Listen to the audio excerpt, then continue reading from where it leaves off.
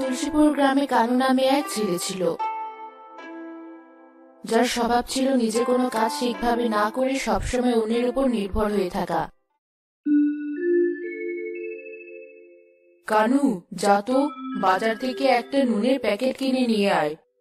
আমি পারবো না আপা, তোমার ছেলেকে বলো। একটা কাজও করতে চাস না তুই? বাদলকে এত বড় টাকা ভাঙাতে পারবে? ও, অনেক বড় টাকা বুঝি। আচ্ছা, আমি যাচ্ছি বাজারে। দাও, টাকাটা আমার হাতে দাও। এই নে, তাড়াতাড়ি ফিরে আসিস কিন্তু, বেশি দেরি করিস না, নয়তো লবণ ছাড়া তরকারিটা বসাতে পারবো না। আচ্ছা, আমি এখনই যাব, এখনই আসবো।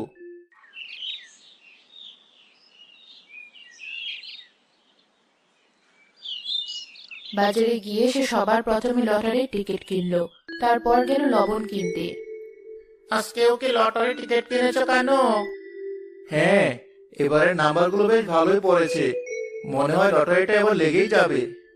ওসব লটারির পুরস্কার আমাদের কপালে নেই মনে হয়, নয়তো সে কবে থেকে লটারি টিকিট কিনি আমরা। এতদিনে লেগেই যেত।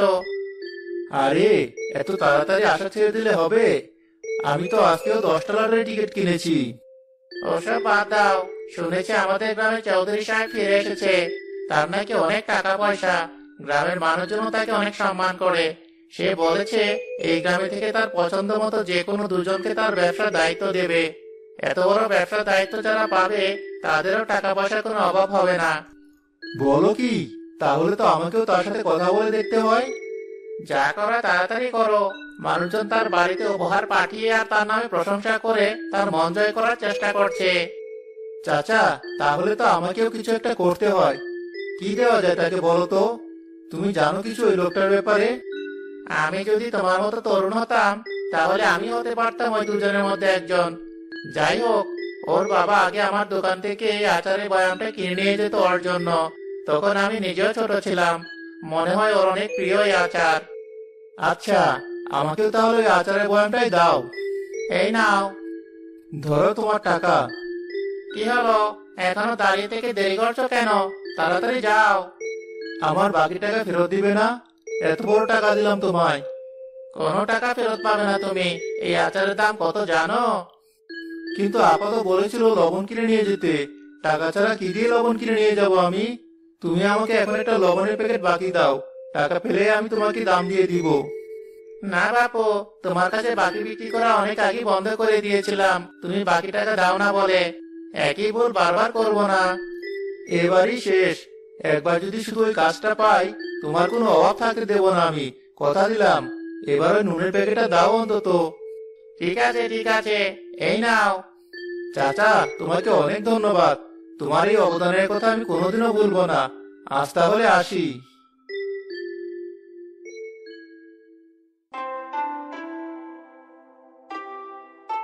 কে চাই?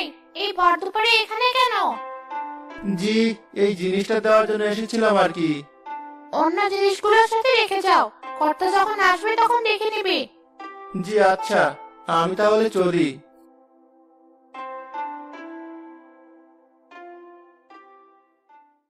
এসেছিস তুই? এত দেরি করলি কেন? তোকে না সে কখন বলেছিলাম লবণ আনতে? আর বলো না আপা, জরুরি একটা কাজে ব্যস্ত হয়ে পড়েছিলাম। এই নাও তোমার লবণ। আর বাকি টাকা? নেই বাকি টাকা, সব খরচ করে ফেলেছি। কি বলিস? এতগুলো টাকা কোথায় খরচ করলি? আবার লটারির টিকিট কিনে টাকাগুলো শেষ করেছিস, তাই না? তোর দুলাভাইকে আমি এখন কি জবাব দেব? এত বড় হয়েছিস তুই, এখনো কাজ কারবারের কোনো খবর নেই।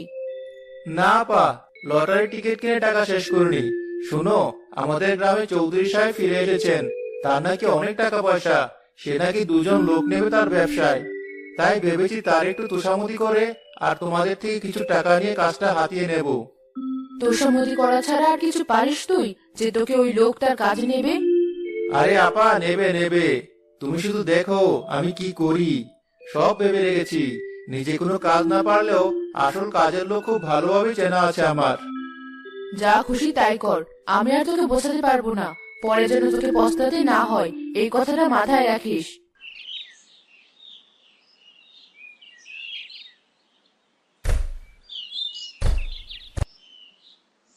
দরজায় কে আসলো আবার?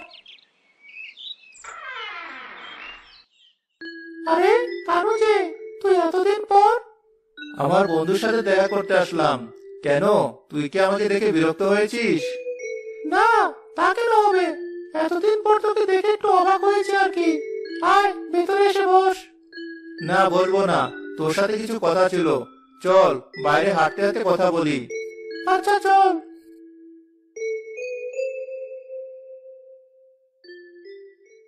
তো বুঝেছিস ব্যাপারটা? আমার হয়ে যদি তুই সব কাজ করে দিস আর আমার চাকরিটা হয়ে যায়, তাহলে তোকে আমি নগদ 50,000 টাকা দেব। আমি জানি চাচি চিকিৎসার জন্য তোর এখন খুব দরকার টাকাগুলোর।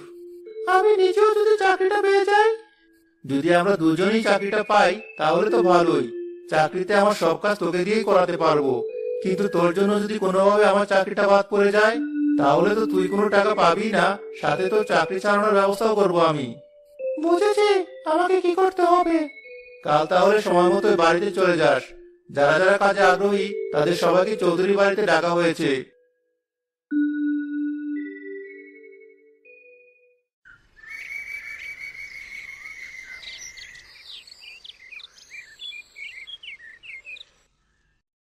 পরের দিন সবাই মিলে চৌধুরী বাড়িতে হাজির হলো। অনেক কষ্টে অল্প বয়সে আমি ব্যবসাটা দাঁড় করিয়েছিলাম। আমার কোনো ছেলে মেয়ে নেই, তাই আমার বিশ্বস্ত দুজন লোক লাগবে যারা আমার এই দায়িত্ব কমাতে পারবে। তোমাদের মধ্য থেকে আমি সেই দুজনকে পেয়ে যাব আশা করি। জি চৌধুরী সাহেব, আপনি যে একদম যোগ্য লোক নির্ধারণ করবেন তা আমাদের জানা আছে। আপনার মতো বুদ্ধিমান মানুষ এ জীবনে আমি আর দেখিনি। বেশ ভালো। মতি, ওদের সবার হাতে খাতাগুলো দিয়ে দাও। খাতা দিয়ে কি হবে? ব্যস্ত হওয়ার কিছু নেই। আমার ব্যবসার অনেক হিসাব নিকাশ করতে হয়। একটা সংখ্যার একটা গরমিল হলেই দেখা যায় অনেক লোকসান হয়ে গেছে। তাই ঠান্ডা মাথায় এখন যে সবচেয়ে দ্রুত হিসাব করে শেষ করতে পারবে সেই এগিয়ে থাকবে সবার থেকে।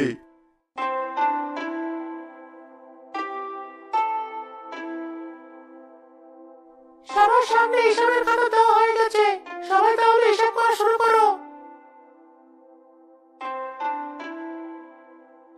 এই হাসু, তোর সব হিসাব করা শেষ হয়েছে? হ্যাঁ শেষ, কিন্তু এই হিসাব ঠিক আছে কিনা তা তো জানি না।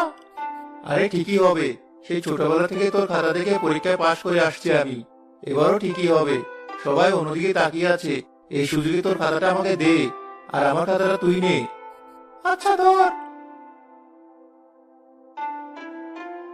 আমার হিসাব করা শেষ, এই নিন আমার খাতা। সবাই শেষ হয়ে গেছে, এখন যার যার খাতা জমা দাও আমাকে। সবাইকে অনেক ধন্যবাদ কষ্ট করে এখানে আসার জন্য। এত বড় হিসাব এত কম সময়ে হয়তো সবার দ্বারা ঠিকভাবে করা সম্ভব হয়নি। তাই যাদের উত্তর কাছাকাছি হয়েছে তাদেরকেও আমি বাদ দেব না। মতি, আমাকে খাতাগুলো দাও। জি সাহেব, এই নিন। প্রার্থনা কর যেন তোর উত্তর সঠিক হয়, নয়তো তুইও ধরা আমিও ধরা। আমার সব খাতা দেখা শেষ হয়ে গেছে। একজনের উত্তরই পুরোপুরি সঠিক ছিল, আর বাকি তিনজনের কাছাকাছি। আমি এখন যে চারজনের নাম বলবো তারা বললে বাকি সবাই চলে যেতে পারো। জি বলুন নামগুলো। কানু, হাসু, সবুজ আর রহিম বাদে বাকিরা চলে যাও। একমাত্র কানুই ঠিক উত্তর দিতে পেরেছে, আর বাকিরা কাছাকাছি উত্তর দিয়েছে। দেখেছিস হাসু, আমি বলেছিলাম না তোর উত্তর ভুল হবে না। আমিও তেমন খারাপ করিনি, নয়তো পরের পর্যায়ে তুই না যেতে পারলে আমার বিপদ হয়ে যেত। এরপর দেখা হবে এখানে সবচেয়ে বেশি পরিশ্রমী কে।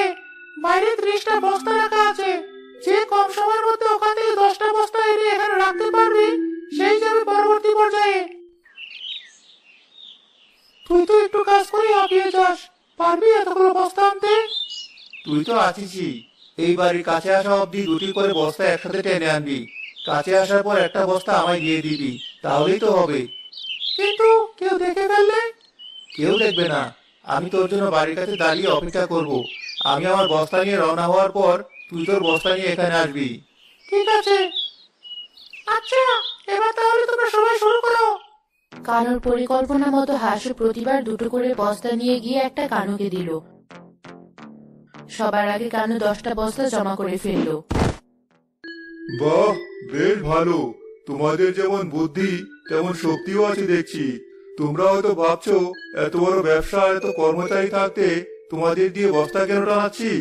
বাবার সম্পদ থাকলেও আমি সম্পূর্ণ নিজের চেষ্টায় আজ এ পর্যন্ত এসেছি। নিজের ছোটখাটো সব কাজগুলো নিজেই করেছি। তাই আমি চাই আমার মতোই কেউ আমার ব্যবসার দায়িত্ব নিক। জি, আমরা জানি আপনি অনেক পরিশ্রমী, তাই তো আমরা সর্বোচ্চ চেষ্টা করেছি আপনার মতো হওয়ার। মনে হয় তোমাদের মধ্যেই কেউ আমাকে আমার পছন্দের আচারটা উপহার হিসাবে পাঠিয়েছিলে। জি, আমি দিয়েছিলাম আপনাকে ওই আচার। তোমাকে অনেক ধন্যবাদ। খুব কম মানুষই জানে আমার এই পছন্দের ব্যাপারে। ঠিক আছে, এবার তোমরা তৈরি হয়ে নাও শেষ একটা পরীক্ষার জন্য। আমার যেটা কেউ এবার আটকাতে পারবে না হাসু। আমারও তাই মনে হয়। তোমাদের এবারের পরীক্ষা হলো তোমাদের সবাইকে একটা করে খাবারের প্যাকেট দেওয়া হবে বিক্রি করার জন্য। যে সব থেকে দ্রুত ও কম সময়ে বেশি দামে প্যাকেটটা বিক্রি করতে পারবে সেই জিতবে। এ তো খুব সহজ কাজ, এবার আমি জিতবো। কেউ আর আমাকে এই চাকরিটা পাওয়া থেকে আটকাতে পারবে না। তোমরা সবাই তৈরি তো? ধরো এই প্যাকেটগুলো নিয়ে বাড়ি চলে যাও। কানু, এখন আমি তোকে কিভাবে সাহায্য করব? দে তোর প্যাকেট আমার হাতে দে, দুটো একসাথে বিক্রি করি। কোনো দরকার নেই তো সাহায্যের এখন আমার। বাড়ি থেকে আবার কাছে চেয়ে এই টাকাটা নিয়ে এসেছি। খাবারের প্যাকেটটা ফেলে দিয়ে চৌধুরী সাহেবকে এই টাকাটা দিয়ে আমি জিতবো। আচ্ছা, দেখি তাহলে আমি এটা বিক্রি করতে পারি কিনা কারো কাছে।